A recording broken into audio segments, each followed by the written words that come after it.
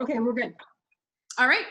So one of the practices that we kind of want to keep cultivating in this group that we want to actually each of us cultivate in our lives is this idea of identifying wins and being able to kind of build on small successes, small wins, small gratitudes, whatever they may be. So let's start out and share some. Leah, do you want to go first? I would love to. Yeah, I actually have a couple of wins I'd like to share. One is Optavia related and one is non-Optavia related, but the first is part of probably the reason why Ms. Dawn is not on right at the moment is because she's also manifesting a goal, and that's FIBC. So Dawn is working hard right now on her FIBC status. It's fantastic. She's thrilled. She'll probably pop on here and like blow everything up with enthusiasm. So be careful. She's a wave of energy. And she might cry. You never know. So I'm very excited for Dawn. It's been really great for me to partner alongside her and watch her succeed, right? Like watch her take her goals and reverse engineer them and take them step by step and break them down and just make them happen. And she's just been like, yeah, she's been clockwork. So that for me, that's been really fun to watch. And then the second thing is that this week I was able to, I was able to do my very first MBTI session with a real company, and I got really paid and the whole thing. So I flew out to Tri-Cities and I worked with 12 of Brad's front office staff, his high-level partners in the front office, and then I got to work with 12 of his sales staff the next morning. And it was rocking. It was like so cool for me to kind of step way out of my comfort zone and do something that I love, and really affirmed for me that this coaching path in general for me is like right my wheelhouse, my vein, as Jen would say it, your zone of genius. So it makes me feel really cool that I got one off the ground. Woo! Congratulations. And so early in the year. I mean, that was one of your goals, like right off the bat, was to be paid for one of those. So congratulations. Yep. Thank you. That's great. All right. Robin, are you there? Yes. Wins and successes. Well, we had decided, I made my shift change. So I'm now a person of the daylight instead of a nighttime person. And we had decided last time that I was going to start getting up at 6 and have my power hour, which was really a struggle for me in the beginning, but it's been great. It's been going really well. I've been able to utilize that time some days better than others. But I feel like that's a real win for me because it's the only time I get during the day that's myself. So what has allowed you to be consistent with that? Really, remember, you go for 80%. Yeah, it's just pure like grit and will. The reason that I've been successful. Like, I don't want to get up when my alarm goes off, but I know I'm going to feel bad about it if I don't. And I just never get caught up. And I feel like when it's so rewarding to feel like I've done something productive right away in the morning, as opposed to just frantically trying to catch up and get everywhere all day. I feel like I'm getting ahead first thing. It changes the character of your whole day, doesn't it? Yes, it really does. It really does. And I've been doing, half an hour to 45 minutes of Optavia, planning on working up. And then I've been doing some stretching and posture work, which is on my list of things I want to improve this year too. Great.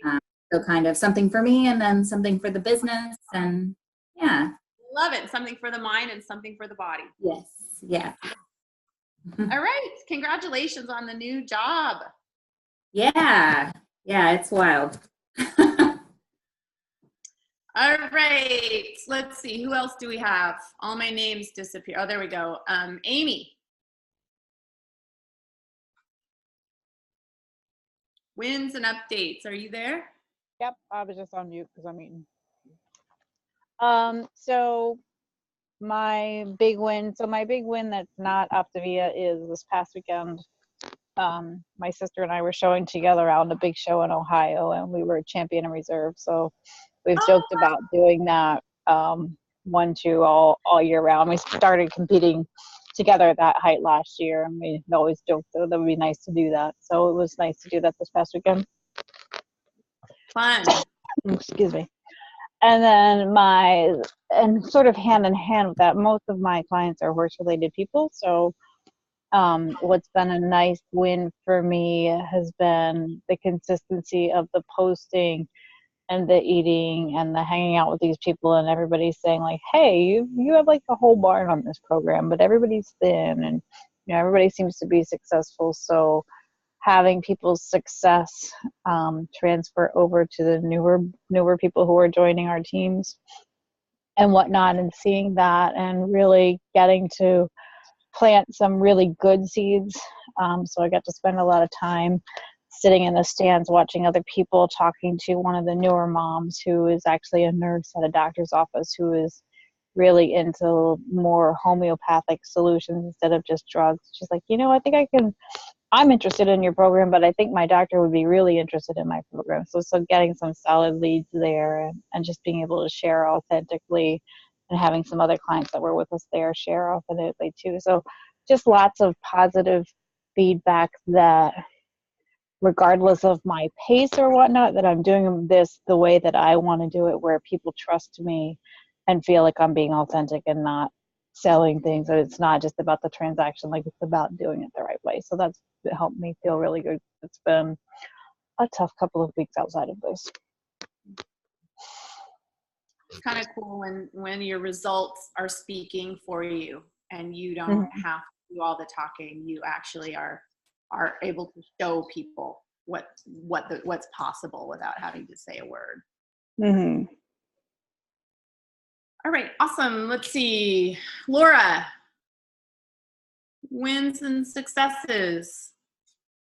Okay, well, I don't have many, but so like 2 weeks ago, I was able to sign another client, and he's been rocking program really good and really happy with it. So that's good for me because my business is kind of on the slow end. So anytime I get someone that comes on and does really good, I'm super excited for them and whatnot, and hoping, down the road that I get referrals from that one person because they're doing super good on program. And I know they were really stressed at the beginning, and I just kind of walked them through everything, and they're doing super good. And then outside of Optavia would be my horse who's in training. I know I found out that I couldn't ride, though, or so my trainer told me, but working with him, I've totally learned a completely different way of riding, which is going to help me in the long run.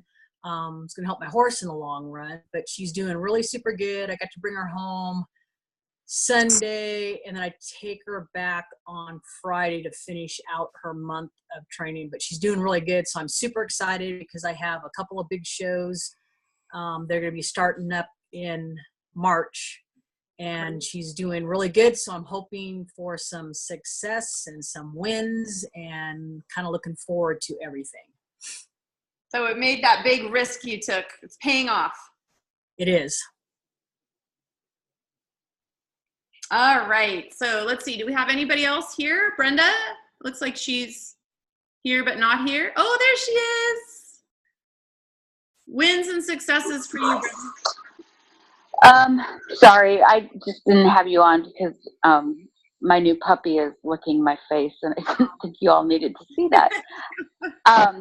So I guess for wins, my business has kind of been like Laura's. It's been more of a slower month for me, but I've still been doing my 3x3x3s. I'm still going through those deck of cards with my coaches. I actually have a couple coaches that are slower in their journey in coaching that are actually signing up some new clients kind of out of the blue. So I'm excited about the potential that maybe I kind of never checked out, but maybe they're really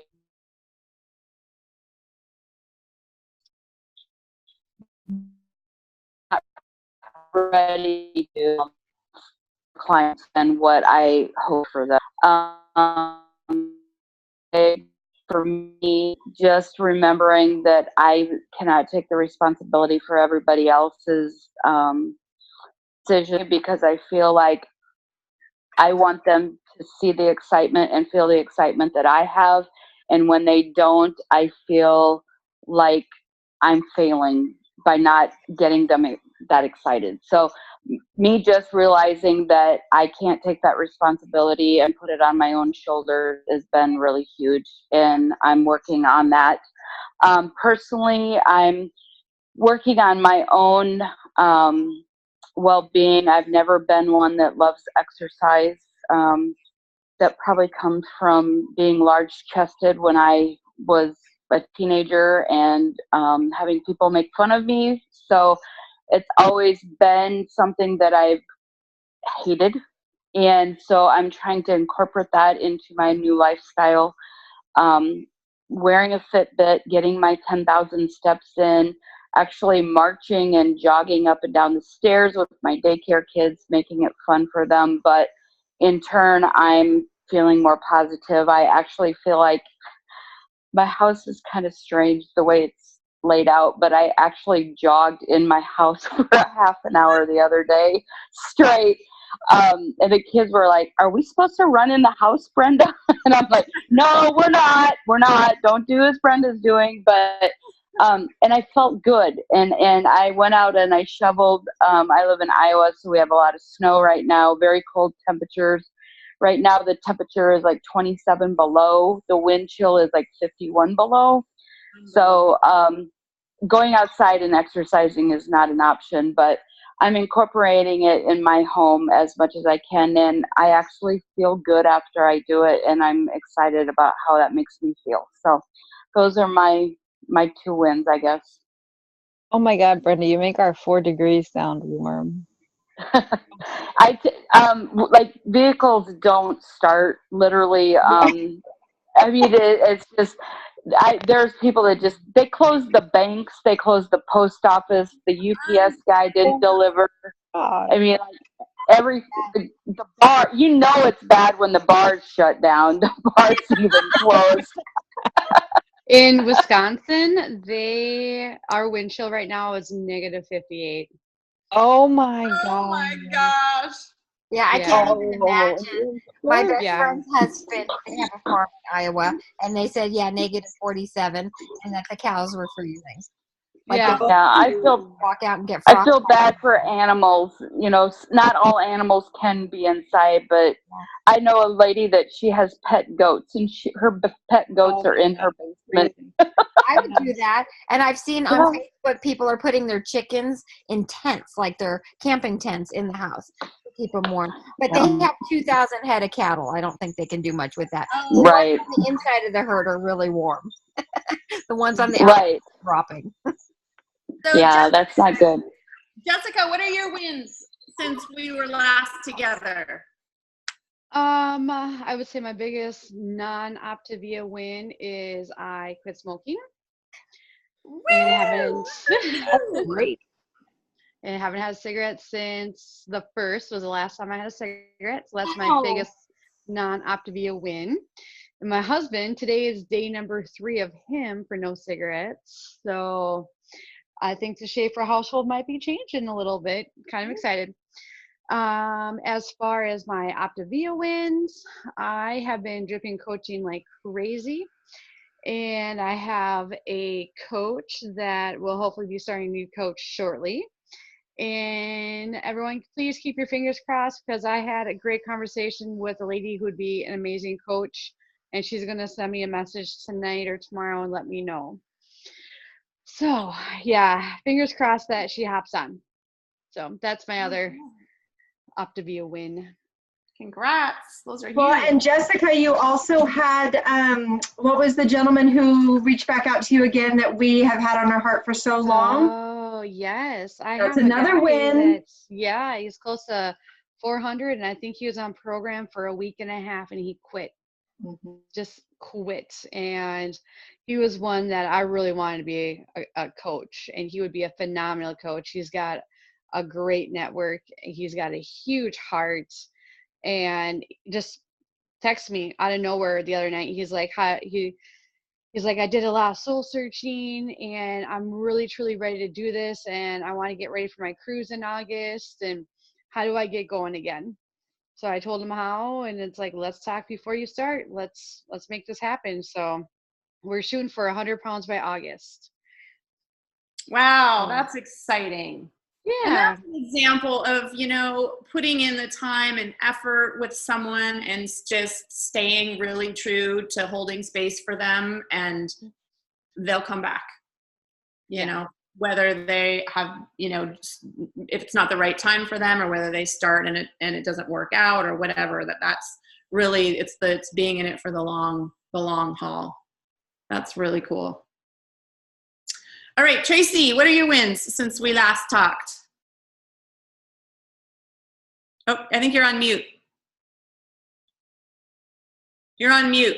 We can't hear you. I'm getting it. It took me a while.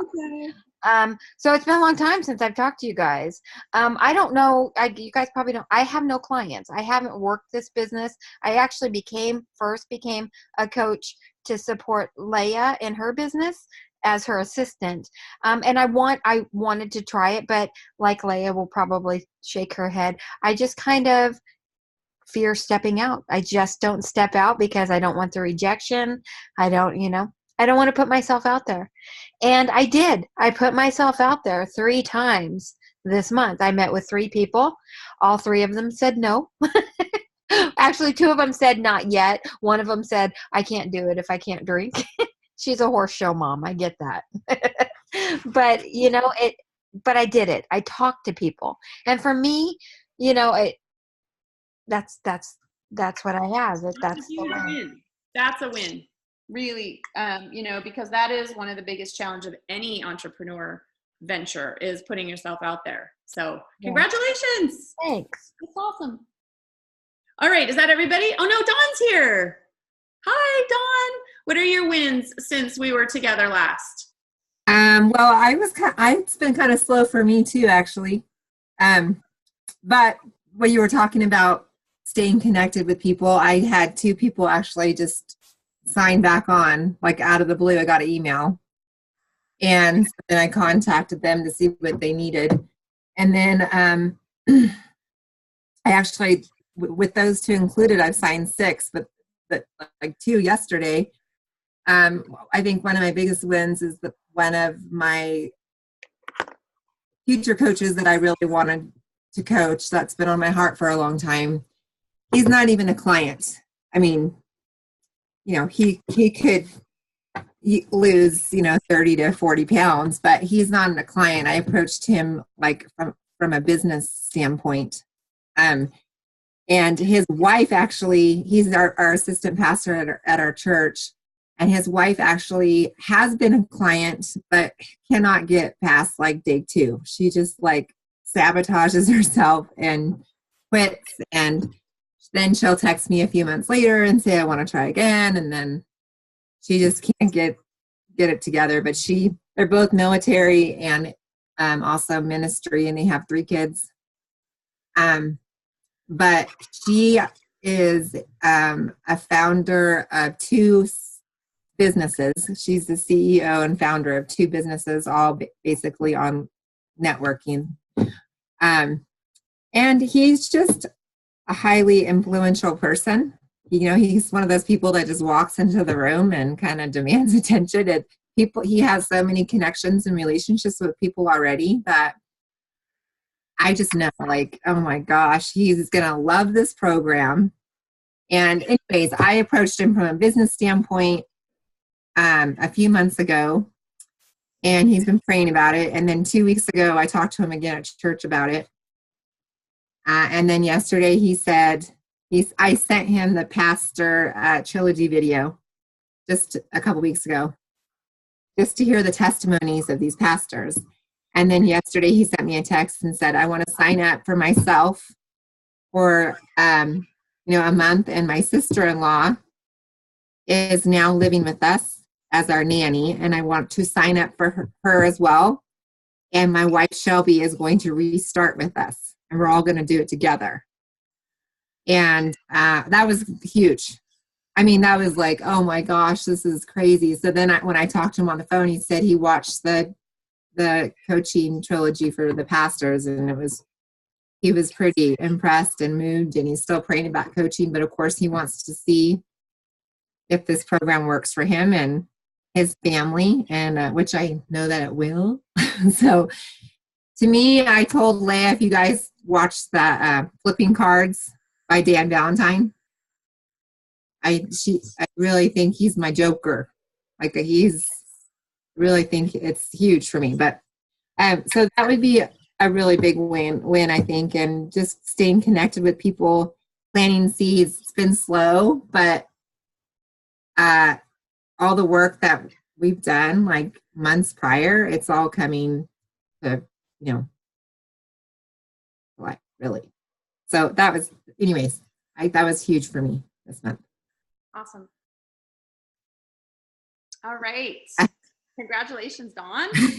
And I might hit FIBC tonight or tomorrow. I was just going to say, Leah told on you earlier. So. She's looking at me, and I was like, I don't want to. No, I really think it's happening, but. Girl, you're manifesting dreams. This is really, really big. I know, it's huge. I know, it's huge, because I think I've been at ED since April last year. Yeah. Somewhere around there. Yeah, and Brenda, if she's on, if she's close to, she'll be qualified FIBC. So she will actually have hit her 3rd month FIBC. So she will actually be officially announced as an FIBC this month, which means that you'll be recognized as an FIBC ED on the cruise, Brenda. That'd be cool. Yeah. So fun, you guys. Yeah, I was having fun today with Leah. I said, I should be nervous, but I'm just excited because you don't know how it's going to pan out. But I was just having fun, and I was excited. And I wasn't nervous about it. I just was, I wasn't stressed. I just was having fun. I was excited about it. Dawn, you having fun? I can't believe it. Well, if I was on the cruise with you, Brenda, we'd be having a lot of fun, but no, it's okay. I'm totally fine. Next year, baby. All of us. We're going to get in trouble when we're together. When is the cruise, you guys? March. Oh, right. So it's coming up. Yeah. Missing Brandy on here too, darn it. Yeah. So, wait, Brandy wasn't she here earlier, or she? Oh no, she wasn't. So we're missing Brandy and Tracy and Annette, right? Yes. He's here. Other Tracy. Oh, Tracy. Sorry. All right. Should we just keep going though, Leah? Yeah. All right. So what I want to do before we kind of jump into some topics tonight is do some coaching, and this is kind of a way I want to model how to turn challenges into coaching conversations, so that it's not just kind of complaining and bemoaning things that aren't going well, but really taking a challenge, turning it into a constructive question, and then going through a coaching process with it.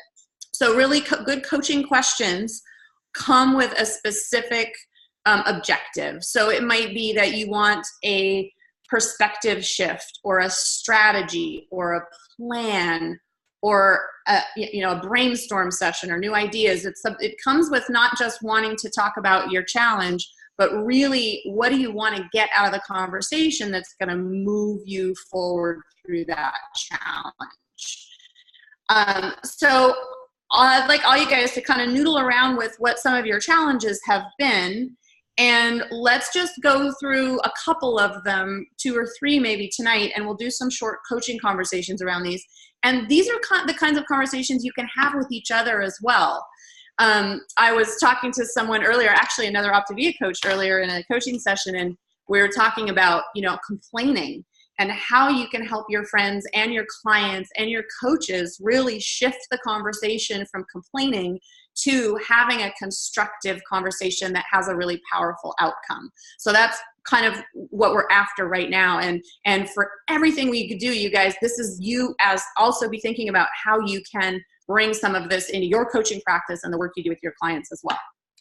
So let's start out with, I wasn't everybody just take a minute and write down 2 things. One, a challenge that you've had lately.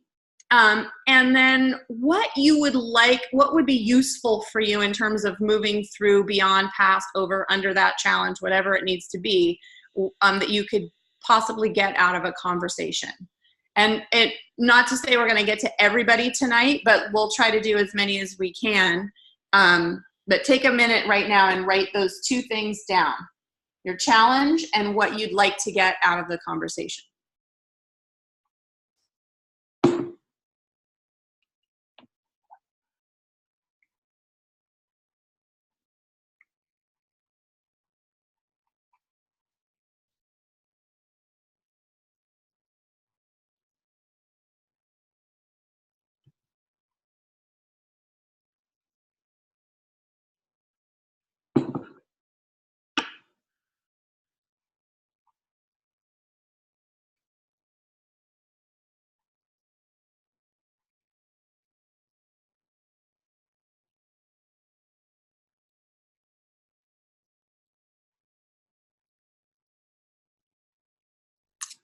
Okay, so who'd like to start? Who wants to be the first guinea pig?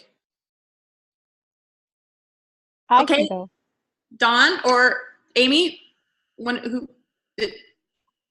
how about we do Amy, since you're up now, and then Dawn.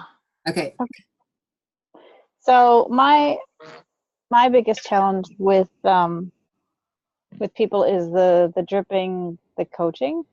So finding a way, a lot of times my conversations are in person with them, and finding a way, like, it's really easy to do the coaching piece when Leia's on a celebration call with me, to, you know, have that excitement and be like, wow, people are going to notice and whatnot. But when I'm on my own with them, celebrating their successes and whatnot, it's hard to feel like it's a right fit to drip the coaching. So that's where I struggle a bit.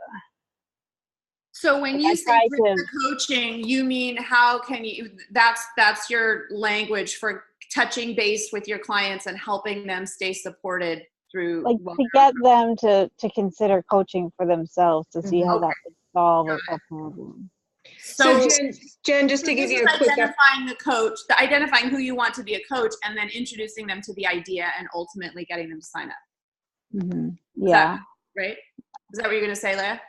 Yeah, we use celebration calls oftentimes when we have somebody on our heart for coaching. Like, you kind of know when you first start working with somebody, you're like, oh, I'd love to partner with that person, right? Yeah. Or they have good connections, or they just have the heart to help serve others. We use the celebration call as a leaping point to start what we call dripping coaching, introducing the idea, getting them to find out whether there's interest, and then it would later become an explore call. So what she's saying, she's having a hard time opening that door, like she's feeling stifled by opening that door to dripping coaching. Yeah. Okay. Awesome.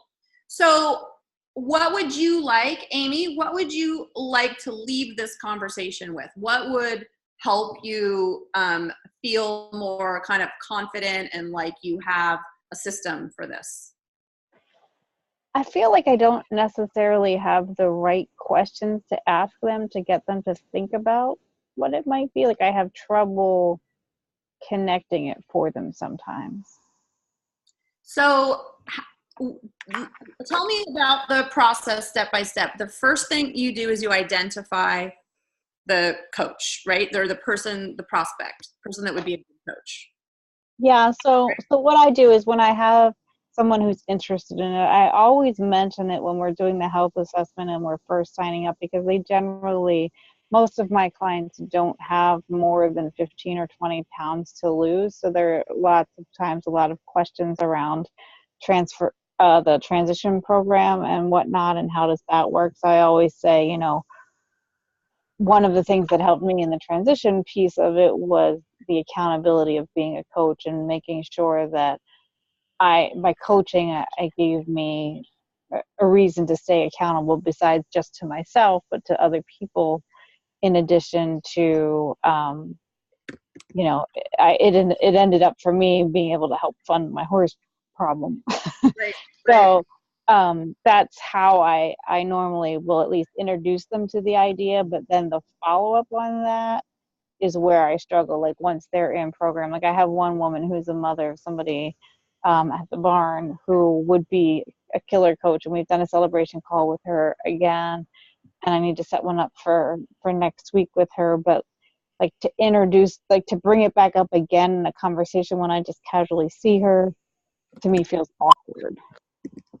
So when people go through, like, basically you're selling them an idea, right? That they first are introduced to the idea, and then they go through this credibility phase where they are testing out the credibility of you in the program, right? Mm-hmm. And then if they make it past that credibility phase, then they go through a phase where they decide, is this a good match for me? This coaching, is this not only, is she not only credible, but now is it applicable and relevant to me? And then they go through a cost benefit. Is this worth whatever the cost is? Is the value going to be worth? So that's really the sales process that people go through when they are deciding whether to buy something. So credibility, then relevance, and then payoff. So if you're kind of following that curve, you're introducing it early on, right? And then what would help, is it describe for me the trepidation, like what is it that is kind of stopping you from that sense of confidence and having a smooth process in terms of getting a coach to come on board? I think if I really peel back the layers of what it is, I feel like I don't want them to think that I want it for them to be for my benefit. Like I want it to be about them and how it will help them and be a good thing for them. And I don't want them to think that it's connected to any benefit of my own as well, because I think that's a common misconception that most people have when they're approached for something like this. Yeah. With, network, direct sales or, anything that's multi-level marketing. Yeah.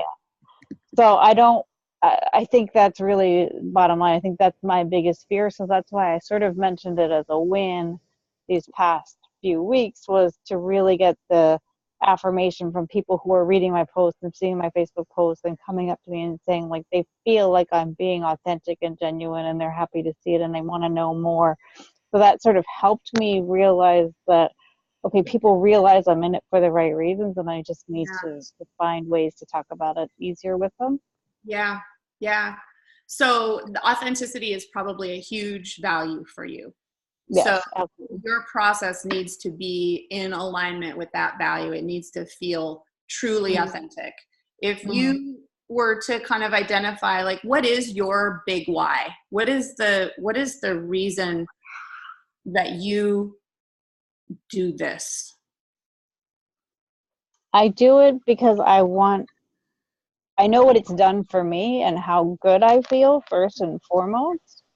And I see people who need it from a health perspective around, so I want to help them. And then the fact that I can also benefit from it from a financial perspective, given the time, like it's easy to do without taking up a lot of time, and I get paid well for it. So it's like that is an addition to it. But I really see a lot of people struggle and suffer with pain or not feeling well, and really just sort of have the heart to help them whether they do program or not. So when you're inviting someone else to be a coach, you're really giving them the opportunity also to live out their why and help other people. So if your process is, so the first you introduce it when you are doing your health assessment. One of the things I like to encourage people to do is have a process, because if you have a structure that you follow every time, it helps take some of the emotion out of it. And I would say, you have a belief that people might think that you're self-interested when you ask them to be a coach. What belief would you like to adopt? Because that belief is not true, right? That is something that's in your head that generates a particular behavior and feeling in you that you don't want. What is a belief that you would like to have around that? I guess it's like the gift of empowerment, because when I think about the program, the one thing that I keep coming back to is feeling empowered, that I followed a system, I followed a program, and the empowerment feeling that I got from that, and sort of the confidence to be who I wanted to be. Yeah. And walking through so many different barriers and there's just a lot of mental baggage I didn't even realize I had, that this helped clear the way through. So knowing what I've been able to do for myself sort of in the privacy of my own home while helping other people is just a gift that I want to give to somebody else. Yeah. So, and I'm hearing in you that you want to feel as empowered around this process of signing on new coaches as you've come to feel about your own health and your ability to help others through the program. Is that right? Yeah. What was the shift you made from feeling disempowered around your health to feeling empowered around your health? What changed? Feeling better. So I have fibromyalgia, and I was on a muscle relaxer for like 15 to 20 years, and just sort of foggily walking through life thinking that this was as good as it gets. And it was really starting to affect my ability to do my job. Like the horses will make me walk through any pain, but the ability to do my job and have income was starting to become a problem. So when I didn't do this for that, but it was sort of a side effect of the program, was, oh my gosh, I don't need to take that medicine anymore, and I feel amazing. Like everybody, that was the single most thing of being pain-free, that everybody, in my opinion, can find a way to do this and benefit from it. So what would you say to because now you used to say to yourself, I don't know if I can do this, I'm in pain. And now you say to yourself, I know I can, I know I have control over my health. What would you want to say? What do you say to yourself now when you hear that little niggling fear sneak in that someone might misinterpret you and think you were inauthentic or self-interested? What could you say to yourself in that moment that would put you into a different emotional state, so you wouldn't be in fear, but you would be in a state of empowerment?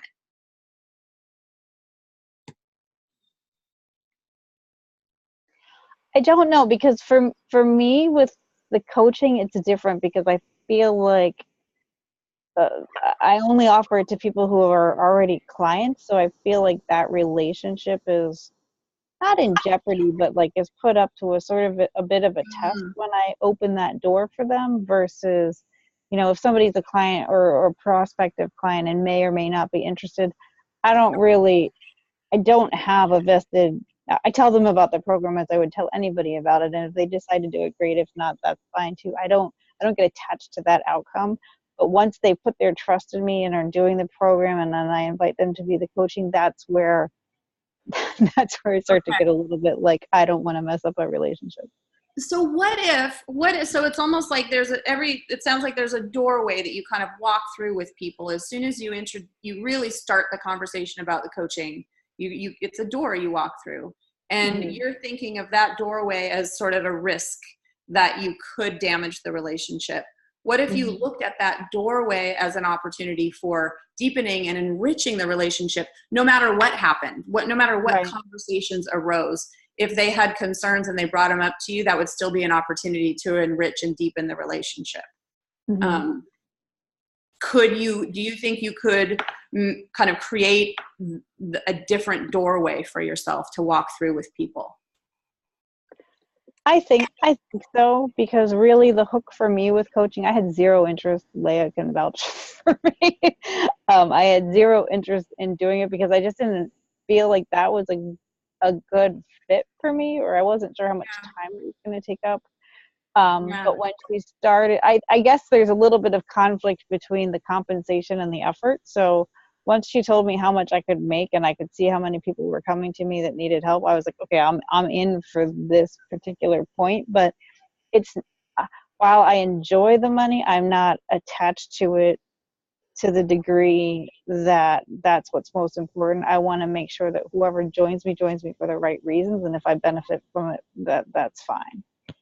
So this, in a way, is about you walking through that doorway with someone when you start that conversation about coaching, and then being willing to hold their hand through the same process you went through the unknowns, the insecurities, the I'm not sure if this is right, and just being willing to be there and be in conversation with them through that. Yeah. Is that that because it's a deepening of a relationship and it's kind of an ongoing conversation you're having, does that feel less risky to you than just the idea of kind of making a proposition and kind of continually trying to talk someone into something like that? That doesn't feel good, right? Yeah, I think so. I think it gets a little, like, from the structure of the program and the components of the program, and the, like, hey, here's how you do it to lose weight. That part to me is very easy and matter of fact. It's when we get into the squishier things about, like, how do you feel and the emotional side of it, that's where I start to, like, I get uncomfortable myself, because I know what it was. I worked through it on my own, and these people are private people as well for the most part. So I don't want them to feel like I'm digging too far into them, or that I'm projecting that they need help in that regard either. Like, that's where I think just the emotional piece of it gets in my way. So when you're on that celebration call, is that the first time you really address it head on? You've introduced it a little during the health assessment, right? And then the celebration call, is that the first time you really offer them the opportunity? That's where we get into it. So that's where Leah comes into play and really can lay it on about, people are going to notice and you're going to feel great. And that's when, if, we love the referral piece of it, but, if you want to coach them, that's a great way for you to do it too. That's a hard conversation for me to have with them. And I don't know if it's because I see them so often or why that's hard for me to do. So let me ask you this: because you want to find a conversation to have that's yours, that feels good to you, that goes to the level you're comfortable with, you have questions you feel confident asking. So when you choose someone, what are there particular qualities that you're looking for in them? Yeah, I think so. I'm looking for people who are sort of naturally motivated. So I have 2 potential coaches right now. In the horse business, you never have too much money. So that's always an easy factor for somebody to be interested in, is like, oh, hey, this could be some extra income. But I also want somebody who's got sort of their own motor to want to do more and be empowered and have some kind of business sense on their own. But first and foremost, to be a good person and an authentic about caring about other people and being a genuine person is what I look for first of all. So is that, do you share that with them, that you've identified these particular qualities in them, and that it's those qualities that have inspired you to want to offer them the coaching opportunity if it's something they're interested in? No, that's really touchy-feely for me. So, but if you had a list of things, to shift from just sort of being salesy to letting them know that you've authentically identified them. You're asking them because of who they are. What would feel comfortable for you? Like, is there anything that would feel comfortable for you in terms of letting them know they're special? Yeah, I think usually it would be their success in it. So, like, the one person I have right now is really doing a great job, but she's also a really nice person. Yeah. So I feel like, and that might be my problem too, is I've had a bunch of weird clients in the spectrum of, like, who does this program. So she's probably the second prospect that I've had that I've been really excited about, feeling like they're the right fit versus just trying to get somebody who might be interested in coaching. So I'm willing to take the risk with her. It's not something that I've necessarily been willing to take a risk with other people. So if it's not, if you were to stop looking at it as a risk and start looking at it as an opportunity, like really make that shift in your mind, let them know, number one, why, authentically, why you are sharing the opportunity with them. What are the questions that you are supposed to ask that you don't feel comfortable asking? I guess I feel like what if I'm asking them, you know, if there's a financial need, so like what could an extra $500 do for you a month, or trying to find that void in their life that coaching might help fill. I don't want to seem presumptuous about why it might be right for somebody. So I think I need to find a better way to share what it's done for me with people. Yeah, I think so that it comes across the way that it should and that I'm comfortable with, versus like, oh, hey, yeah, it's a great way to pay for horse shows or whatever. I totally think that. So if you first share why you offer, making them the offer, you know, why you want to offer the opportunity to them, and share with them what coaching has meant to you, you know, that it has given you the ability to share with other people. Yes, the money, but this is where you really want to tap into your bigger why, because the money is just the result. That's not what inspires you and motivates you. And that you've identified them as someone who would also be great at doing that because they've had such good success. And that if they're interested in being able to help other people and share that, then you would love to have a further conversation with them. Is that a conversation that would feel comfortable? Yes. Yeah. So you don't dive right into the money and right into their big why, but instead you share yours, crack open the door, and then you could even at that point set up a different time to talk to them, so that first little conversation doesn't feel touchy-feely to you. And then the next conversation, you could have a series of questions that are a little bit more dip your toe in gradually. Yeah, I think I can work. This feels more comfortable. I feel like I can work on this process better to make it feel more comfortable for me. So share with them authentically why you would choose them. Share your own big why, not so much related to money, and then offer them an opportunity to talk further about it if they want. I mean, they might jump right in and start asking questions about money, or you could ask them, what questions do you have about the opportunity? Is that something you want to have a further conversation about? Yeah. Okay, that was helpful. Thank you. Okay, so what's your takeaway? To figure out a way to articulate my own story as to why I coach and sort of, I think about it a lot, but I've never actually written down like all of the things that I enjoy about it in order to be able to craft a story that would be short enough to just give somebody like I have down pat for what my journey was from the weight loss perspective, like why I did that. Like I haven't really sort of gotten they call elevator speech about coaching, what it's done for me. I haven't gotten that down for myself. So I think if I focus on that, then I can connect with these people a little bit easier and just weave that into our interactions to say, like, you know, this is, you know, coaching has helped me do this. Yeah.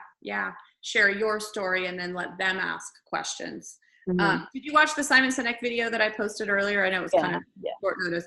So would you be willing to write your why and list some of those things and share it on the Facebook group? Because I think everybody would help everybody to do this. Sure. And that's even actually was one of the exercises I was going to have you guys do tonight to go into the sales conversations feeling more empowered, is to really be able to talk about your why as well as your how and your what. Because quite often we talk about how and what, and we don't really talk about why. And what people really buy into is your why. Right. And really identify with. Yeah. Okay. All right. Thanks a lot, Amy. Thank you.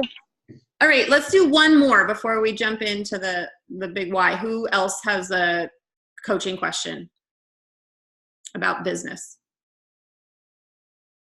Anybody? Any challenge? Nobody has any challenges? Well, I was going to let somebody else go. Laura, Oh, that's right. There you are, Dawn. You were going to go. you want to go, Laura? Leah, you're muted. I think Laura should go. I do too. Yeah. Okay. Laura. Okay, what's your Okay, so here's my big challenge. And it's just, and I don't even know how to even get past it.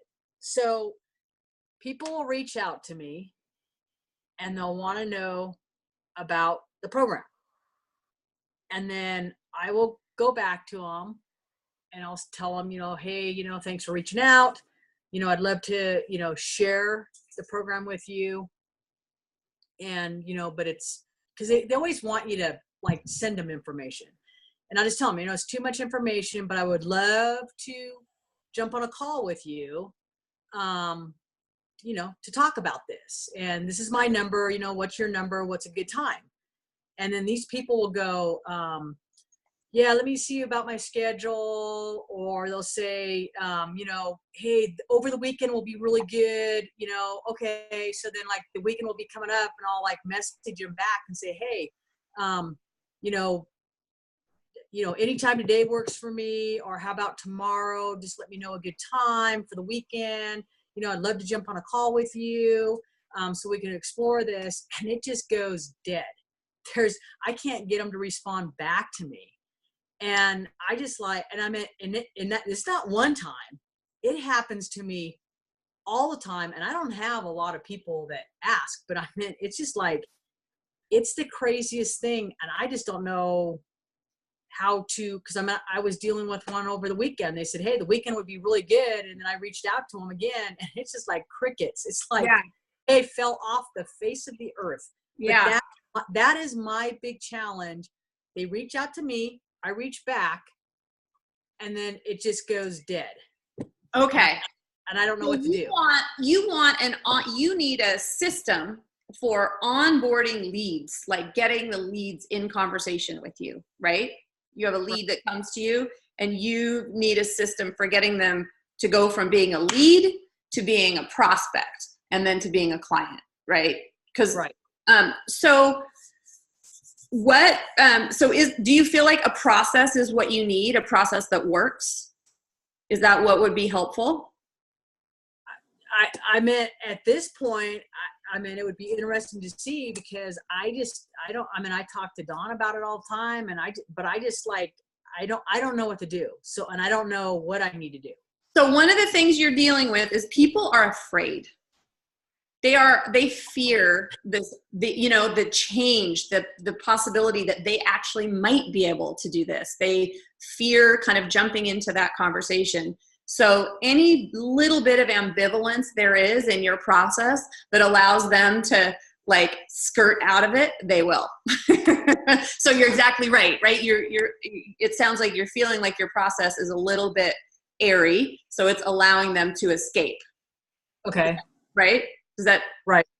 So I think so, but I'm sure there's something going on, because like I said, it's just like crickets. So what do you want them, when they come to you and they have that conversation, that first conversation, because this is not yet the health assessment, or is it the health assessment? I'm trying to get them to the health assessment. Okay, right. This is the initial. They've reached out and, they want information. And so I will reach back to them just saying, hey, it's a lot, there's a lot of information, that it's too much to, message you or whatever. And I would really love to jump on a call with you to explain it further. And then it goes dead right there. Okay. So I can't even get them to a health assessment. So what do you want them to leave that call with? You want to leave with them signed up for a health assessment, right? What do you want them to leave with? What are they going to get out of that first conversation with you? I'm kind of lost right there. So like before I get to the health assessment? Yep. When they talk to you, how do you want them to feel? What do you want them to have? So Laura, before they're going to jump on that call from you, they need to know what they're going to get. They need to know. And right now what you're telling them they're going to get is a lot of information. Okay. And they're like, oh, I don't really want to, I'm walking my dog, I'm riding my horse, I'm doing yard work. I don't really want to get on a phone call and get a lot of information. Does that make sense? Like, yeah, yes. So what do you want them to come away with from that call? So the first, I want them to be, one, curious, but I want them to be excited about, like, hey, I'm really looking forward to this call because I want to see if this is something that's going to work for me. Because obviously they've seen my success. Obviously they've seen stuff that I've posted to get them to say, hey, I want I want to do what she's doing because she's doing so good with it. But I want them to, basically be excited about getting the information. And it's just, and I always try to be, once I get them on the calls, I'm pretty good with people when I talk to them and stuff. 'Cause I'm pretty good about, well, what are you looking for and this and that. And I just let them go.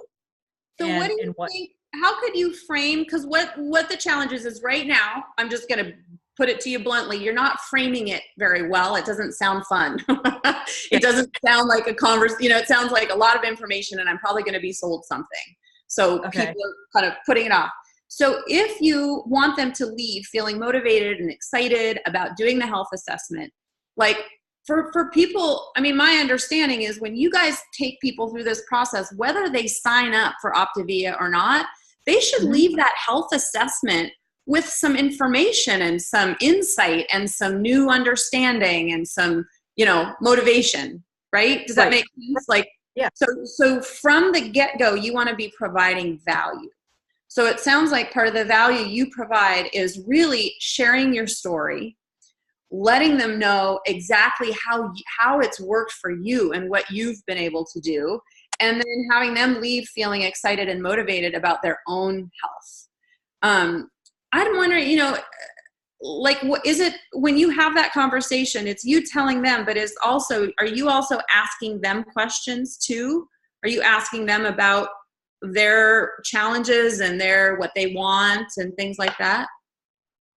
Well, what I've been doing is there's like a specific thing that we use when we reach back to them in Messenger, just saying, hey, I'm glad you reached out, blah, blah. And I kind of use that format that they kind of have us do. Yeah. And so it's just basically, I'd love to share the program with you, blah, blah, if you could jump on a call, type thing. So, I'm not giving them, I'm just trying to get them to a call.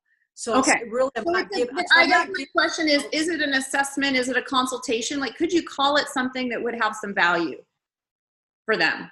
I'm going to come away from that with something, with some clarity or with some, you know what I mean? So Jen, can I pop in for just a second? Yeah.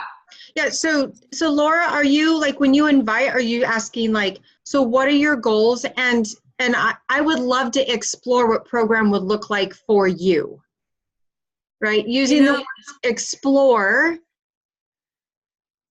Because you know what I'm doing? I'm using, when they had all those slides that they posted to use. The green slides. Yeah. Yes. I'm using the one in Messenger, like when they reach out to you, like on Facebook. That's the one I'm using. And I pretty much go off that slide.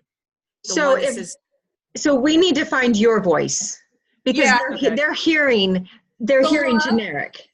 Yeah. Okay. So it has to be like what you want to share with them and what they're going to get out of it. So what you do, it sounds like, is share your story of how it's worked for them, for you, and then you find out if they're, a good match, if talk to them about whether it can work for them as well. Okay. Is that, because people don't want to just get information. They want to have some sort of an experience. They might think they just want information, but they want that excitement and that possibility of success. So what I need to do is I just need to work on a different angle when I try to get them on the call. I just need to make something better. Like basically what it's done for me and how I'd love to share it with them. to get them more excited about the call versus my generic thing to get away Yeah, from and I would, yep, exactly. So something that's more authentically you to get them excited. And then also, it's not, well, there's two more things. One is you don't want to let them squirrel out of it. And Right. instead of saying, oh, it's too much information, we only do it on a phone call, you say, you know what, I don't have it all, down on paper. What we do is we offer these, 20-minute calls to, this is what I do is I offer a 20-minute call to share my experience, and the program is totally customized to you. So we really actually need to talk about a program customized to you and your particular goals. So they don't feel like you're just going to give them a bunch of information. Does that, and I'm just using an example. You could make up whatever story you want. Right. No, but that sounds a lot better probably than what I've been doing with the generic slide. So, yeah. which that might make it even better, because then it's going to intrigue them more to go, Yeah. ooh, I want that information. Yeah.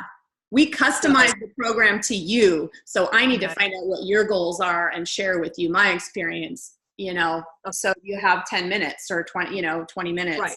And then you say, I have, I'm booked really tight. What are your time frames you have available? And they might say your time frames. And then you say, okay, I have 2:00 available on Sunday. Would that work for you? And you say, okay, I've got you down. I'll send you a reminder, the day before, whenever you do your reminders.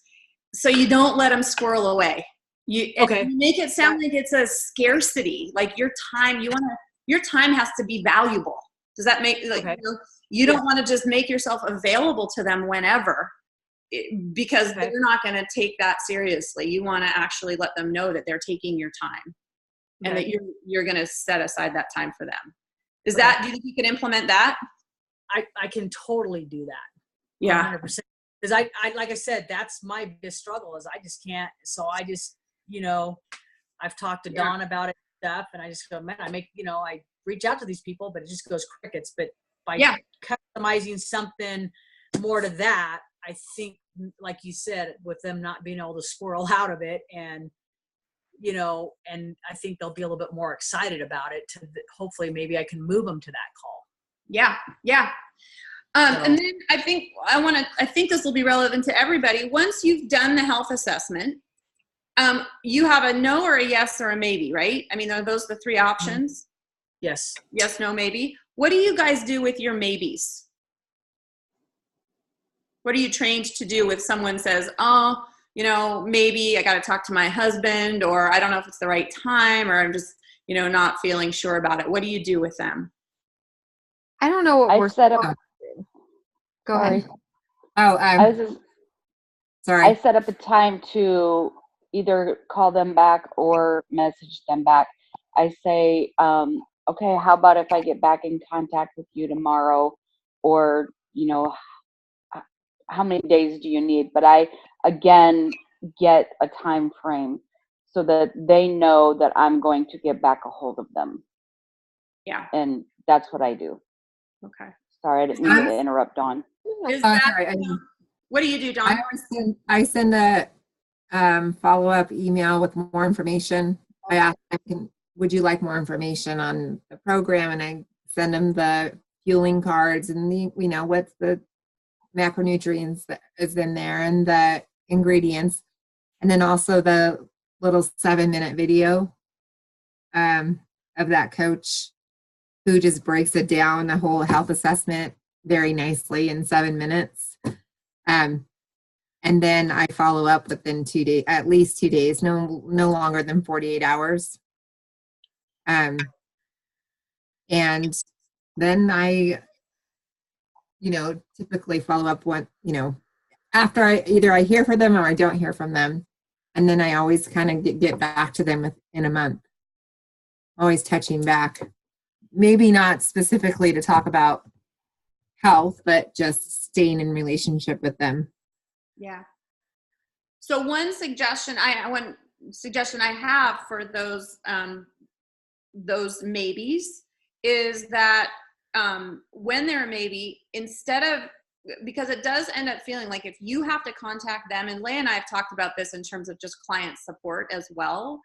When you set up, okay, I'm going to contact you again, or, you know, there's a little bit of pressure associated with that. It's a lot of pressure on you, but some of your maybes might be willing to set up another conversation with you. So if they're, oh, I don't know. And I you know, say, well, how much time, you know, do you think you need? And I'd be happy to get you in my calendar again a week from now or 2 weeks from now, so that we can check in and see where you're at and get you signed up if it's something you decide to do.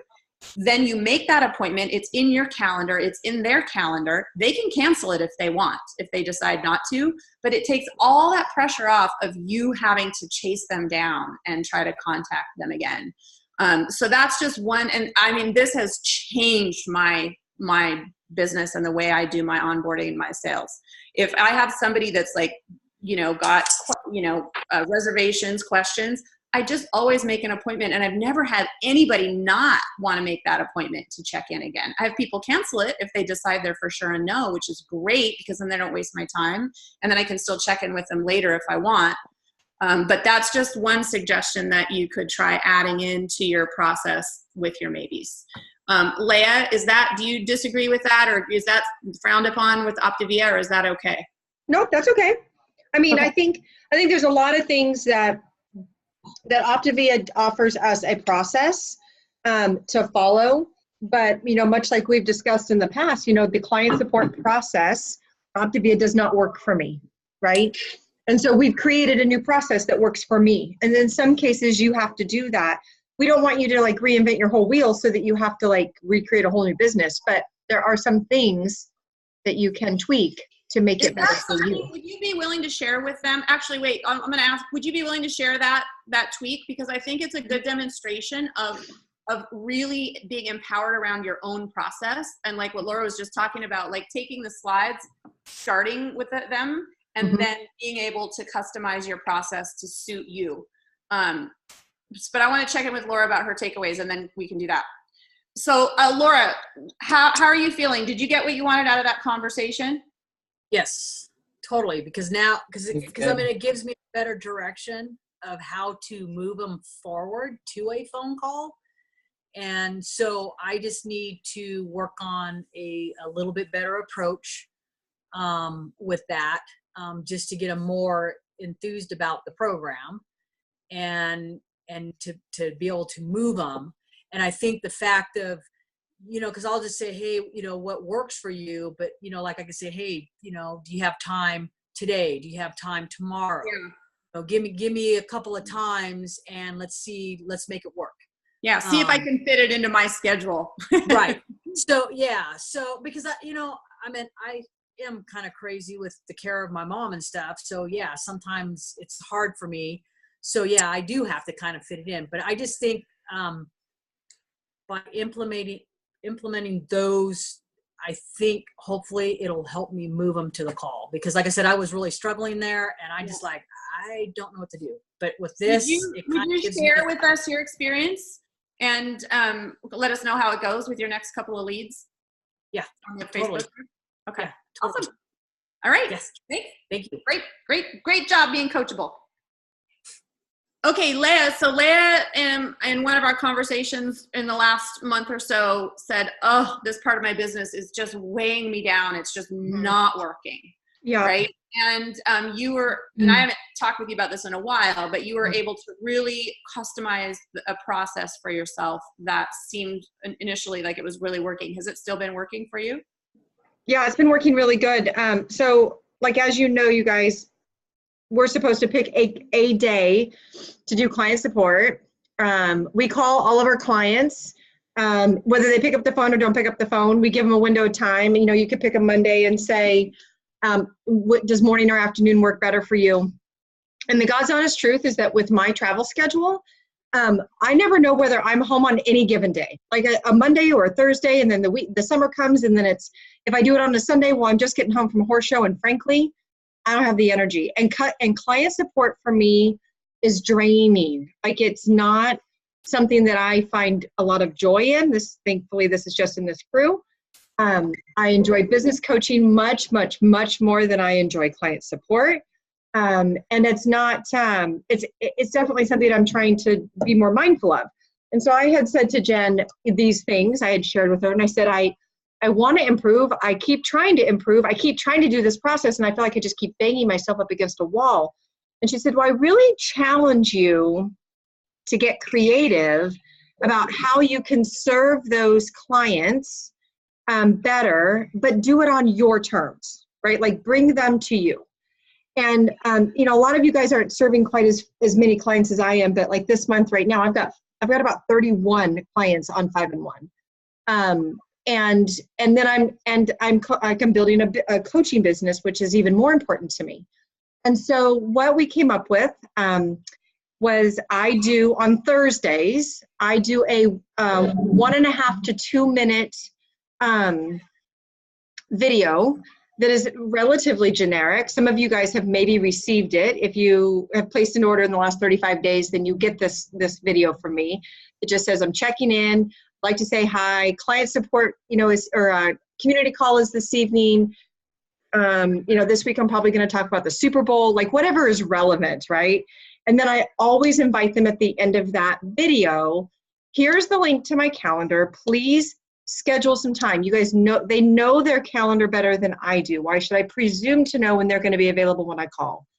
So I leave my calendar open. I use Acuity. Acuity scheduling is something that Jen turned me on to months ago. I just haven't, I'm still working on finding my groove with it. But I open up my calendar on Sunday nights for client check-in. They're 15-minute blocks, and Monday morning.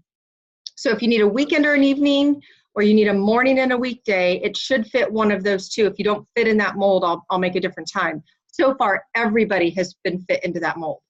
I send them a link to my calendar, and literally my calendar lights up. On Monday morning, I start calling people at 7 o'clock in the morning. They go 15-minute increments. They know I'm calling. It's very routine. By the end of Monday, I'm exhausted because I'm doing coach strategy calls with you guys in the afternoon. But it's good because at the end of Monday, I know, bam, I've got all my client support done. If they didn't want to talk to me that week, they didn't schedule. If they're not on that list, I give a message and I just say, hey, I just would like to check in with you, see how you're doing. Sorry that we missed each other this week. I'm sure you have something going on. Let's check in next week. That has been so nice for me because I'm not having the midweek panic attack about, oh my God, client support. Like, oh my God, I'm supposed to be talking to my clients. You can imagine having 31 phone calls. Right. To people that may or may not want to talk to you at that time. Right, exactly. And so now, and I get little breaks and I'll make a cup of coffee and I actually get energized now. I mean, I'm an introvert, so it's still exhausting, but I get energized by actually knowing that that person wanted to talk to me in that 15 minutes. They were prepared. They came to the table, they had questions, and boom, like, I know you got another call, let you go, right? They know I have a 15 minutes to talk to them. That's all I got. And it's been great. And they know their calendar better than I do. They can book them out for a month if they need to. New clients, I recommend getting on my calendar for the next 8 weeks. Just get out like clockwork. Let's just talk every week for 8 weeks. So your system is in place. And we'll reevaluate whether you need to talk to me every single week. That has been, so this will be my 4th week doing that. And I told Jen, I'm going to try this for a month. I'm going to do everything I've got for a month to make it work. And it's finally becoming habit, right? It's finally starting to get a routine. My clients are starting to understand this is their calendar. If you want to talk to her, you got to talk to her Sunday night or Monday morning. And you're super good at keeping that. And that's what I really love is that you're really, really scheduled. This is my time for client support. Make sure nothing else happens during this time. Yeah, So. Well, you have to be because it has provided me sanity.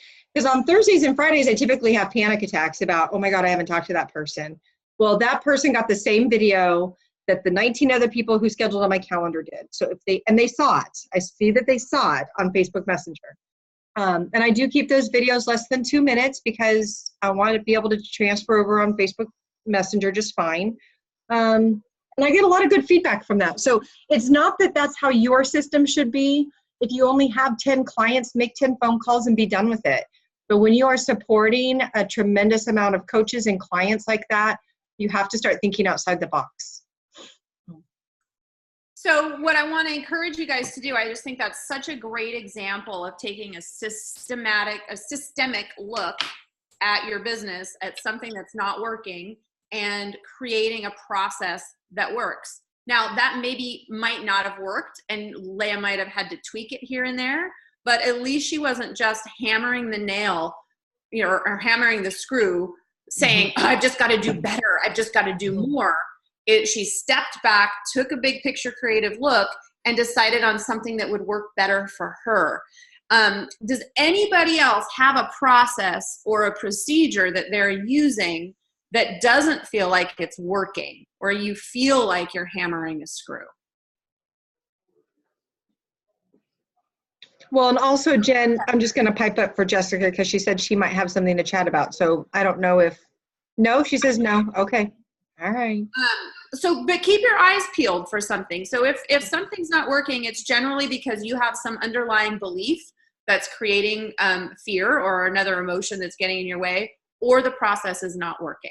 So you want to kind of look at it from both an energetic and a strategic perspective and figure out what you need to change or shift in order to make it work. I have a bit of a question. I Yeah. guess.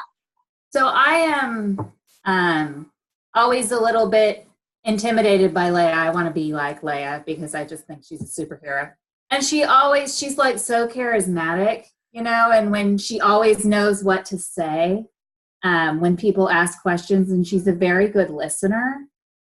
And I feel like when I am talking to somebody about program, the only thing that I know is myself. So I'm talking about myself a lot. And then I just feel really awkward when I'm trying to, be like Leia and draw people out, Yes. Feels really, and then I just get all flustered and I feel really weird about it, and I'm new in the business still, and so a lot of my personal clients are people that I know really well, and I still feel that way. Like, even, my family and my really close friends, it just feels really awkward. I'm so excited that you asked this question because I literally written down here on the next thing I want to talk about is exactly that. Oh, great. Okay. So what I want to do is share with you now what I was planning to share with you about the sales process, and then let's reconnect and see if it triggers and inspires some ideas for you about how you might structure your conversations so they feel more authentic to you. Okay. Because we all have a different style. I mean, like, I'm much more reserved and subdued than Leia in a lot of ways. But I have figured out how to have those conversations that still leave people feeling excited, even though I don't have the same level of energy, as some coaches. And you can too. But it's so important, you guys, to go into a sales conversation with a structure that you follow. Not just feeling like, I've got to ask all these touchy-feely questions and really dig in, but what is the experience you want people to have? And please understand, I'm doing this without a total understanding of the health assessment. But even if you have the structure of the health assessment, you can still layer your own process, your own structure over the top of that. So this absolutely transformed my business and has, when I learned this from another coach. And when I learned it, I started to look forward to my discovery calls, which are like your health assessments, and feel so excited about them because I knew what I was going to ask. I knew what my structure was, and I knew what I wanted the experience for my prospect to be.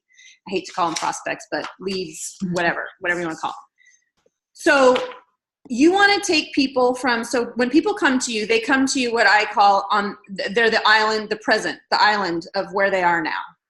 And you want to create an experience for them where they get super clear about the island where they want to be.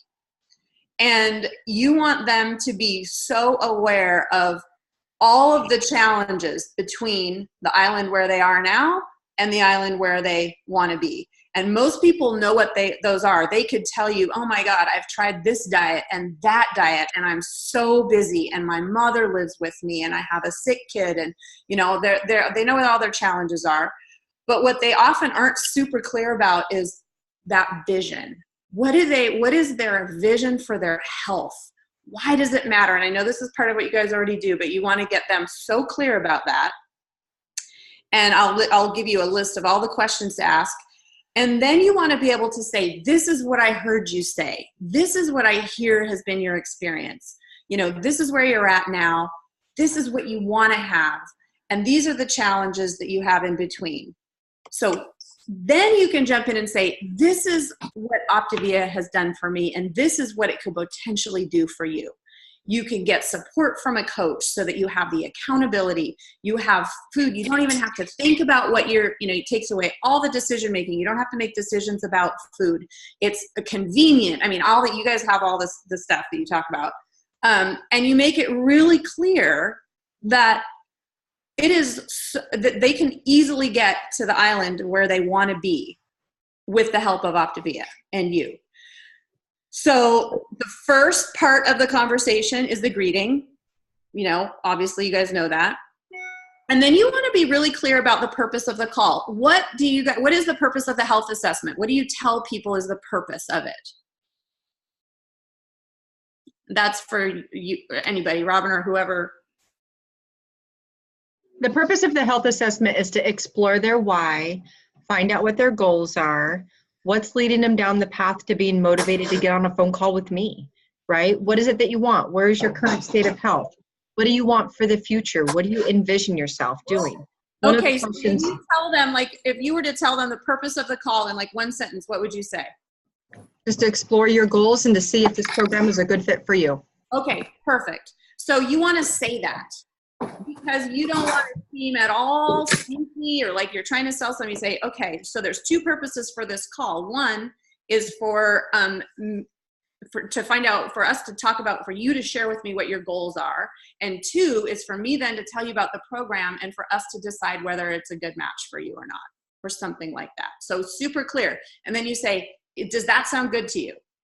And they say yes. So right there, they have bought into knowing that this is about them deciding about the program. If you don't do that, there's always this feeling, this niggling feeling of you trying to sell them something. And I have found that laying out the purpose and asking them if that is their understanding is a great way to start the conversation. So you guys are now both on the same page. And then you want to find out what inspired you to reach out to me? What caused you to be interested in this program at this time? That's a great question. Why now? Why not put it off? Why wait? Or why not wait until next month or next year? What's the urgency? You want to help them identify urgency because you can clue into that later on when they start to hem and haw. These challenges are big now. I'm done with circling around with these diets. What have you tried in the past that hasn't worked? Why do you think it hasn't worked?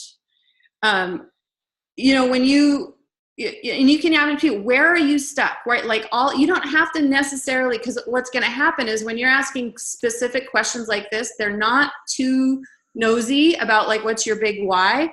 All the big why is going to start to come out when you start asking these specific questions. Then the most powerful question you can ask, and now this is an integral part of everything I do, is, okay, 6 months from now or a year from now, whatever time frame you want to use, let's say you and I run into each other. What do you want to be able to say has happened in your life? What do you envision? Best 6 months of your life. What do you want to be able to say has happened? And let them tell you. I've lost this weight. I feel amazing. I fit into my size 6 breeches. Whatever it is, they let them spew it all out. And then you say, okay, so I've heard you say, this is what you want. And you feed it back to them. Use their language. Because when people hear you say it back to them, honestly, you guys, it's like they've heard it for the first time. Leah, do you remember having that experience? Like it is truly like they don't even realize what they just said. And when you say it back to them in language that appeals to them, they're going to be like, oh my God, that sounds amazing. Yep. Right?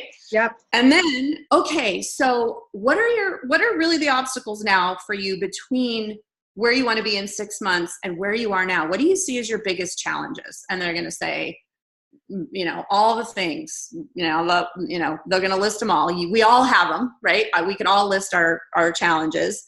And then one optional question is like, what kind of support do you think you need to make a program like this work for you? And that's when you can kind of say, okay, here's where this program's been so valuable for me, and here's where I think it can help you too.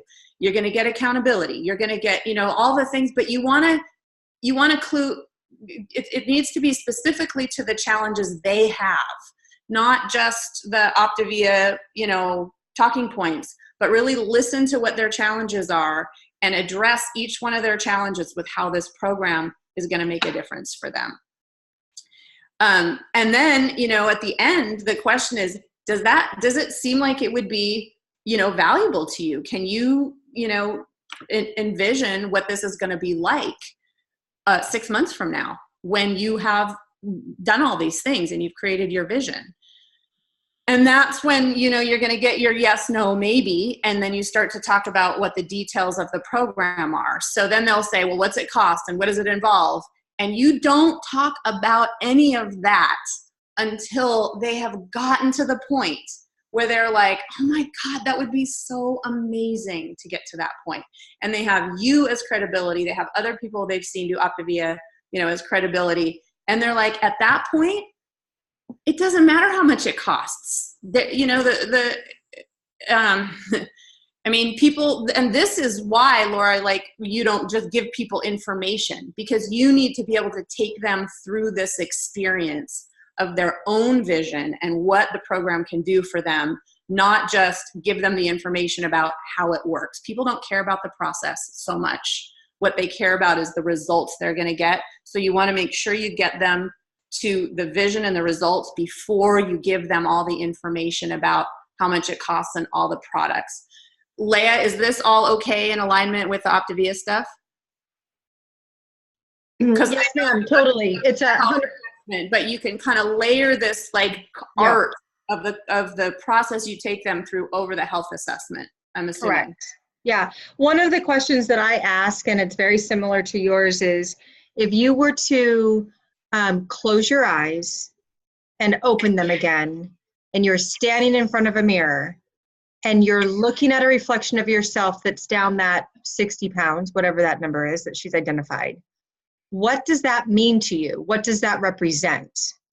Because then they're sharing with you what their need is. But your question about what do you want? So seeing me, seeing me in the grocery store 6 months from now, what would you like to say has happened with regards to your lifestyle change and the things that you're doing to better your health? What do you want to be able to say to me? That's just as powerful, because they're going to be able to articulate back for what they vision for themselves. Yeah, and to really get them, well, and even to get them out of how, you don't even want them to think about how it's going to happen yet. You just want them to focus on what.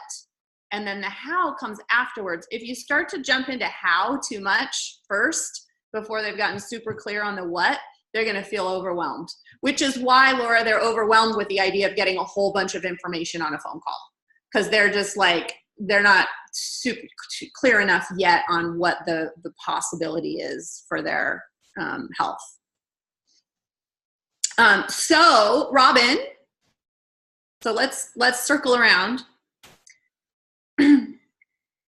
Yes. So thinking with that in mind, are there some concepts out of that conversation we just had that you could integrate into your process to make that call your own? Absolutely. I think so. I just really, it was just really, I think a structure would definitely help. And you've given me some good ideas for sure. Like a few things that you said really spoke to me, like the you know, this is the island where you are and this is the island that you want to get to. For some reason that spoke to me. I have a really difficult time with imagine where you want to be in the future, because when Leah talked to me, when I was considering going on program, I was like, well, I just want to lose weight, you know, like that was, I mean, and that was all I thought that there was to it. Yeah. Ended up being a lot more than that, but I just couldn't even like go there emotionally. And you'll get people like that for sure. But this is the power of inviting them into this conversation. Yeah. Never had that conversation before. So and that will happen. So if that happened and you said, okay, speak to me, you know, as if it's been 6 months and all your dreams have come true, tell me, and they just say, well, I just want to lose weight. Right. That's not a very powerful vision at all. Right. One thing, the word lose just that's always going to keep it in the future, right? So you want to start asking questions like, what's important to you about that? How are you going to feel when you lose weight? How is that? Why does it matter? You know, how much you weigh, you know, and people will then start to be like, oh, well, I guess I'd feel more fit. I'd have more energy. I'd look better. If you looked better, what would be possible? If you had more energy, what would be possible? Okay. I think the question, what would be possible, is really important. Okay. So it's not just what's important to you, because sometimes people don't know, but what would be possible? Well, if I lost weight, you know, you know, I mean, there's so many things that people would think, oh my gosh, I could do this and I could do that. And I could, you know, so you want to kind of crack that open with as many questions. And I don't think those questions are too probing at all. I don't find that the question of like, how do you feel is very valuable. I think the question of like, how would you feel is valuable, but how do you feel is a little too like probing. Yeah. Not someone you know very well. So you can kind of work your way around that by asking about the possibility and helping people with the vision part. Okay. Hey, Jen, can I inject something real quick here? Oftentimes when you are asking these tough questions, I mean, they are tough questions for people sometimes, when you're asking them to share with you their vision of what would that represent to them, or what would be possible if. That is not a question that they were prepared to answer when they came on this call. They were prepared to be sold to, right? They were not prepared to be walked through a vision of what could be. And so what I have found is when I'm on the call with other coaches and I'm just mentoring in the background, I oftentimes hear not enough listening and silence. So when you drop that question, just stop talking. Let them think about that for a minute, and it could be a long, awkward silence, but it is not awkward towards you. It is awkward towards, they're literally processing and they're visualizing, what does that mean for them? And what comes out of their mouth after you have this conversation with them is the most powerful information that you will have as a health coach. And when you write that down, you will always forever know that individual's goals and dreams, their heart just gets laid out on the table, right? You will always know how to go back to them and say, you're struggling. I know you didn't get the weight loss that you wanted this week, but remember what your vision was? Is it worth it to try another week? Is it worth it to buckle down for another week? Is it worth it to you to continue with your hydration? You always have that information, and you have to wait for it to come. And it could be a minute or two, you know what I mean? Like, it's an awkward silence that happens, but don't be afraid to just sit there and be silent and let them figure that out, because it's important. Yeah, I think that is such a good point. And I love the term pregnant silence or pregnant pause, because it truly is a pregnant pause. And I think as a coach, that was one of the hardest things for me, is to learn to be quiet and just to let the pregnant silence do its job, because people are having to really think. And I know as a client, when I'm asked a difficult question, I really do have to think about some questions. They don't just roll off my tongue. So I think that is an excellent point. And just be prepared. Like, you're giving people an experience that they you know, like Leah said, they're not expecting to be heard. They're not expecting to be listened to. They're just expecting to be sold to. So you have a great opportunity in that, in sharing your heart and your authenticity and, you know, your real mission. And even if you, what I'd really love you guys to do now, your homework assignment before our next meeting, is to watch that Simon Sinek video and write down your why.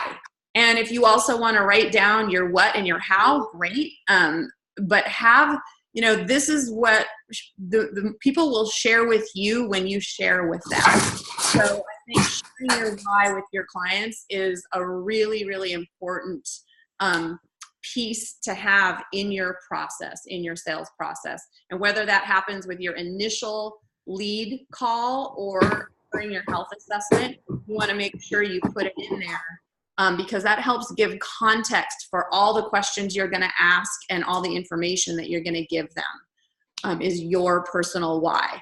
And I would ask you to go deeper than, oh, I made, you know, even with your coaches, go deeper than, oh, I made enough money to do A, B, and C, even though that is, you know, I believe that is really important.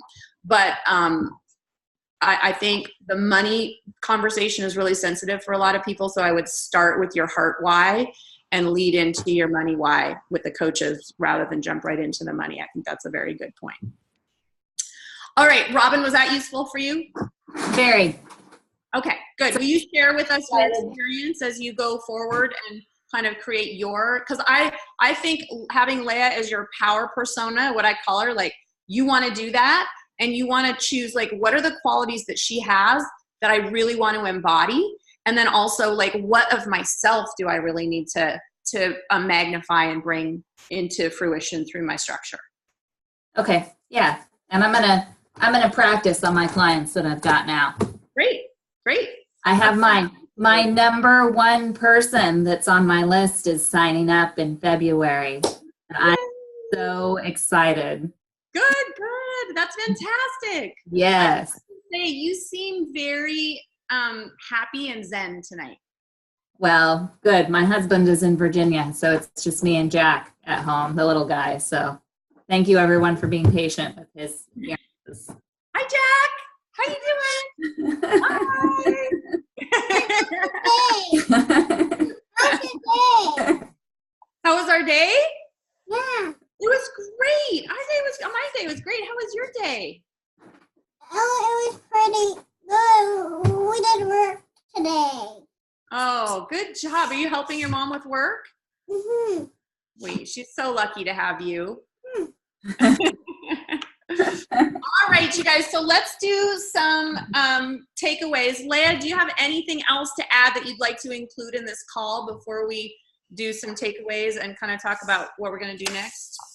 No, well, I will say this, and maybe you could address this a little bit better for me, but I want to encourage, and I want to encourage people to not be discouraged, to not be disgruntled, to not be worried. You know, you guys, we work from the heart, and so when we say those negative words out loud, they manifest in our life, right? And so I can understand being disappointed. Managing disappointment is tough. But honestly, you know, January really wasn't, you know, Jessica can kind of, we were commiserating about this. January isn't a great month for this business. I want you guys to all know that. Not for really anybody. February starts to get better. Bikinis start to come out in March. Cruises start to happen in April. People start to realize that they have their winter fluff later, right? And so don't worry, the clients will come. You guys keep sharing your heart authentically and positively. Don't worry about the negative. Like, try to, if you're starting to feel negativity come up, push it back down and replace it with positivity. What can you do to make this day, this moment, this situation a positive experience for you, for someone else, for the people around you? Because when you do that, that habit replaces all that discouragement that you have in November, December, and January. It's a tough business that time of the year. It pure is. The fact that you guys are all still here going into February is awesome, right? It's amazing. You don't have any other place to be, so you might as well be a health coach. And this is, I think that's such an important, I did a talk at the USCA annual meeting, the Area 7 annual meeting this last weekend, and the topic was slaying setbacks. And one of the things that I've learned going through setbacks I just feel like that is the heart of my work, is going through setbacks with people, right? And I've kind of learned that there's this process. There's shock and awe when you find out something has changed, something bad happens, something disappointing happens. And then there's what I call dismay and disillusionment, where you're just like, oh, this sucks. I want to give up. I don't want to do this. And you kind of personalize it and you catastrophize and generalize. And then there's this thing that happens where you just get pissed and you're kind of like, you know what? I'm not going to let this get me down. And I call that courage, where you start to reorient yourself around looking at it a little differently around a new goal. And then you get into action. And you have now reoriented yourself. Maybe it's a new goal, maybe it's the same goal you had, but you're applying new information to it. And that process can take years if you're not aware of it and you get stuck. It can take minutes. Like, Leah and I now, when you've had a business for a while, like I can have a big disappointment and I can just kind of take myself through that process. But you have to let yourself have that shock and awe, what I call the oh shit moment. You got to feel it, and you got to let yourself be in dismay and disillusionment a little bit. Like it's okay to feel those feels, but then just kind of know that the process is natural for you. Once you let yourself feel it, the disappointment, the dismay, all of that, then it's like, okay, what's next? And know that courage comes after that. Courage always comes after that. It just takes longer sometimes than others. So I think having a real handle on that sort of process is really important. And the people who are really successful at health, at business, it's because they're good at starting over. It's not because they do anything in a straight line. Nothing happens in a straight line. It's all up and down, right? So if you get really good at doing the up and downs and not letting yourself start to feel unlucky or, like it's only happening to you, which is one reason why these groups are so powerful, because you really realize that we're all the same. Part of success in this business is now going to be dealing with those ups and downs and those disappointments. So I think that's super important. So Leah, what you're talking about really is getting good at moving through this process rapidly. So you can go from, shock and awe to being back in action around a new goal pretty quickly. So that's the challenge, right? All right, cool. So quick takeaways. Laura, what's your takeaway from tonight? So my takeaway from tonight is I just need to restructure on how I'm reaching back to people so that they can't not get out of it, make it a little bit more away. Exciting for them to want to jump on the call with me. And so I just got to sit down and really just kind of restructure and go from there. Great. Love it. Let's say Tracy Anderson, what's your takeaway from tonight? The same thing. What really struck me, and I'm a kind of a word picture kind of gal, I really liked the island and identifying those challenges. What is it? What are those things? What, you could use like a canyon. Here's a Grand Canyon. What is keeping you from getting to that other room? Exactly. And so I identified with that, and I'm thinking of all my challenges, and I'm hearing Leah in my head saying, really? But I really like that picture, that mental picture that drew for me. So, yeah. Cool. All right. Awesome. Dawn, what's your takeaway?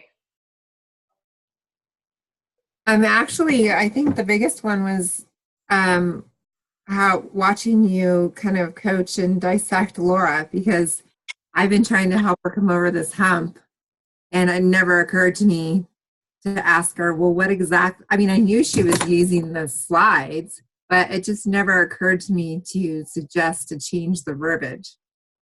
And so that was actually great for me to, as far as mentoring coaches. Yeah.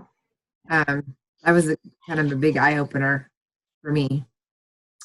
And then I think for clients, digging a little bit further into their own why and their own vision. I think I do pretty well at that, but I think I could do better. Honestly, I like the where do you see yourself and where do you want to be in 3 to 6 months, and then listening to them and then feeding it back to them. Mm-hmm. So I think I could implement that for sure. All right, cool. All right, let's see. Is Jessica still here? Mm-hmm. I don't know. Jessica, what's your takeaway? I actually am echoing, or I feel a lot of the same things that Dawn just said, because I never would have thought about that as far as Laura's situation went. But then really digging in, I like the different questions that you pose for digging into their whys. They're similar to Leia's, but still different enough that asking those questions one way, if that doesn't work, we have a different avenue or different way to go after them. Or I shouldn't say go after them, but approach the topic. But then dripping coaching, I second Amy on that, because I feel awkward when it comes to dripping coaching, and I feel like that might be why I don't have as many coaches, because I'm strong in my health assessments, getting people on calls. I don't have problems with that, but getting people to kind of do more coach explorers and really dripping the coaching, that's where I feel awkward. So going about it the way that you suggested, Jen, I think that's going to be helpful. So we'll see what happens. Well, and you guys are not alone, because I work with another client that was a referral from Leia, who's like way up there, right, in terms of her coaches or organization, and she struggles with the same thing. And she has lots and lots of coaches. So I think that is that's some place to really place attention for those of you that want to bring in more coaches, is what does it look like to get really facile and create some ease around that dripping process. And it'll be a little different for everyone. Yep. All right, let's see. Brenda, are you still here? I don't see her. I am. What's your takeaway? There is a lot, honestly. I found everything that we've talked about at some point, whether it's dripping coaching, whether it's getting people on the call, whether it's asking all those questions, all of those areas, I see room for myself to improve and change things.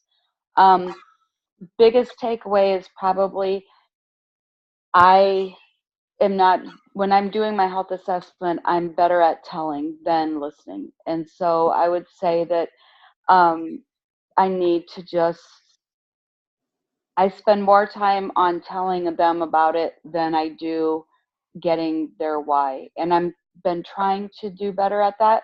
But you popping all those questions out, I was trying to write them down as fast as I could, because they were awesome. And I really needed that. So I don't know how this is recorded, Leia, or where it's at, but I would really like to have this again so I could go through those again, because I think there's a lot of really valuable information there that I can really utilize. So thank you. Great. And Leia, can you post the recording of this on or email it? Yeah, absolutely. I actually post all of the recordings in the Mastermind Facebook group. Okay. Yeah. Good. Yeah, because Annette needs to get them anyway. Let's see. Robin, is she still here? Yep. What's your takeaway, Robin? I think, again, my big takeaway is just learning how to find my own voice in this whole process, really, and I feel like I'm getting better at the health assessments every time I do one. And it's interesting, that it really, what Leia said, as what Leia often does say, struck me so deeply about how after, in the pregnant pause that you two are talking about, I actually just let one be when I was talking to my number one person when I did her health assessment. And she told me something really powerful that was really emotional for her. And I just can't I just can't forget it. Like I just keep thinking about it every day, and I'm so excited for her to start. And, somebody said something really hurtful to her. Her mother did. And I just am right there with her. Like, I just want to help her, show her mom that she's wrong, that she can do this. But I never, if I wouldn't have stopped talking, and I didn't even realize that that's what was time until you guys pointed it out to me, she never would have even come out, Yeah. And it's going to be a powerful piece for both of us in the coming weeks for sure. Hold on, buddy. Sorry. But yeah, I think, just keep trying to find my own voice in this whole thing, and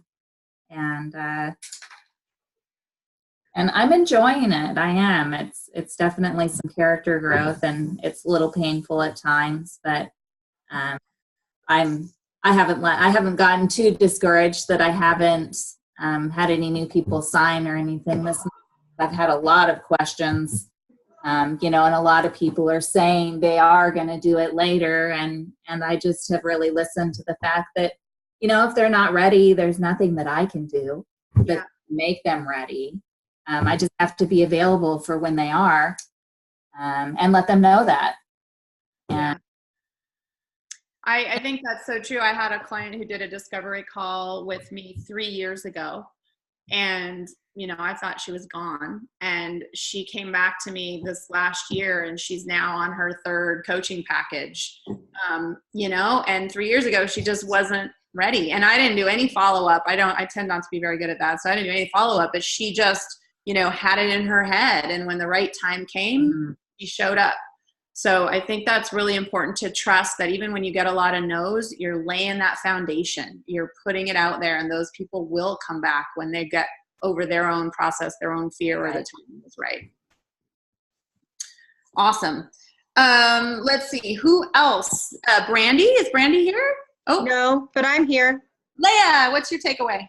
Well, okay, so the biggest thing is that I want to say thank you to both Amy and Robin for sharing their heart, because what I heard between the two of them is that I have a real opportunity for growth as a leader to not only share what the health assessment and the Coach Explorer looks like, but to further help all of my coaches find their own voice, right? So for me, finding my own voice came easy, and I never thought of that as being a struggle. It never occurred to me that it was a struggle to find your own story. And so like the process that you walked Amy through, and like identifying, Amy has an amazing story, right? Like the fact that she's got an amazing story. Like she just barely sort of tapped into it tonight. So helping her sort of figure out how to do that 60 or 90-second snippet of what is my story of coaching. And the same with Robin, what is my story? So that the whole health assessment or the Coach Explorer doesn't become about them, but there's enough information to entice that person to want to discuss it further. And so I need to get better as a leader, as a coach, of helping my new coaches develop that voice of their own within structure.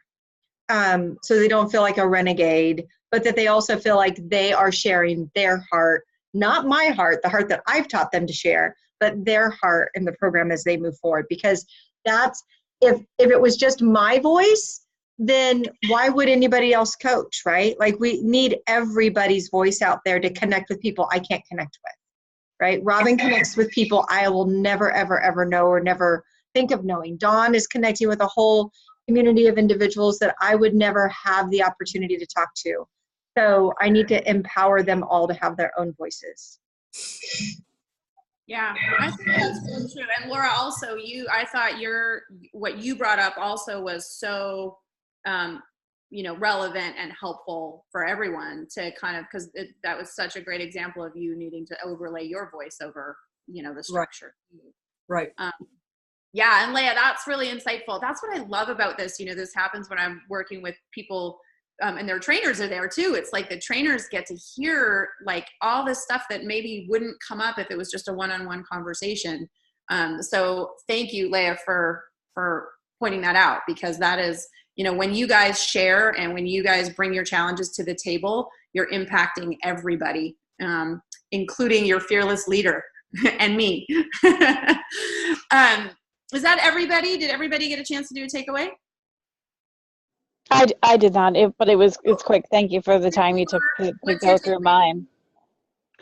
Yeah, just the time you took to go through mine and get to the root of what my hang up really was there. So I will work on consolidating my coaching story and why it's important, and finding a way to relate that to the people that I want to work with.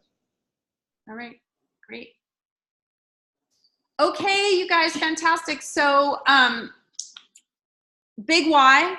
And when, let's see, I should have looked this up ahead of time, Leah. Maybe you're not the person to ask. What's our next session? I'm gonna look it up.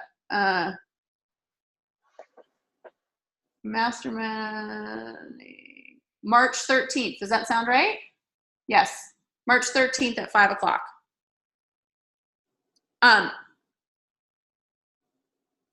You're muted, Leah. You're muted.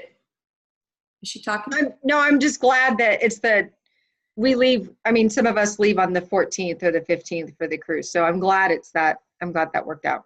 So is that going to work? Is that date going to work? Yeah. Okay. All right. So we're going to kind of continue this structure in terms of sharing wins, doing some coaching around challenges, and then talking about business development. One of the things that I really want to touch on next time is emotional resilience. Both as entrepreneurs, how do you develop emotional intelligence and emotional resilience? And then how can you use some of the tools and the perspectives I'm going to share with you with your clients as well. And then Leah, you'll also keep me updated in terms of threads and themes that are happening, so that because like this felt very cohesive tonight in terms of the challenges people are having and kind of what my plan was. It all sort of intersected really beautifully. So we will hold space for that to happen again on our next call. Jen, as always, thank you very much for spending your evening with us. I think everybody on here got a lot out of it, and you're gold, sister. Thank you so much. Yeah, thank you, Jen. Thank you. Thank you guys so much for all your contributions. And we can't, wthere's, without your willingness to contribute so much, we wouldn't get anything done. So, Okay. Jack! Thank you. All right. Thank you. Leah.